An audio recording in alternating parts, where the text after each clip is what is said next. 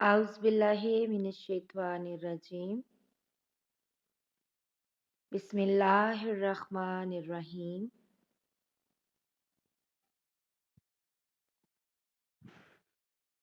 بنی تیم اللہ کے غلام مہاجر ابوالحسن نے کہا کہ میں نے زید بن وہب جہنی سے سنا، وہ ابو ذر غفاری رضی اللہ تعالی عنہ سے نقل کرتے تھے کہ انہوں نے کہا، ہم ایک سفر میں رسول اللہ صلی اللہ علیہ وآلہ وسلم کے ساتھ تھے۔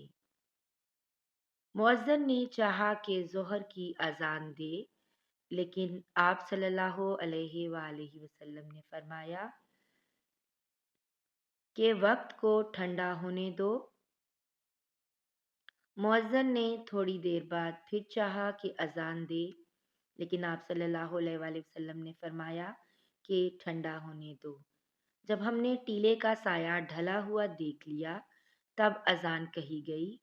پھر نبی صلی اللہ علیہ وآلہ وسلم نے فرمایا کہ گرمی کی تیزی جہنم کی بھاپ کی تیزی سے ہے، اس لیے جب سخت گرمی ہو جایا کرے تو ظہر کی نماز ٹھنڈے وقت میں پڑھا کرو۔ صحیح بخاری حدیث نمبر 539۔ اللہ تعالیٰ میرے اور آپ کے مرحومین کی بلا حساب مغفرت فرمائے اور انہیں جنت الفردوس میں اعلیٰ مقام عطا فرمائے، آمین یا رب العالمین۔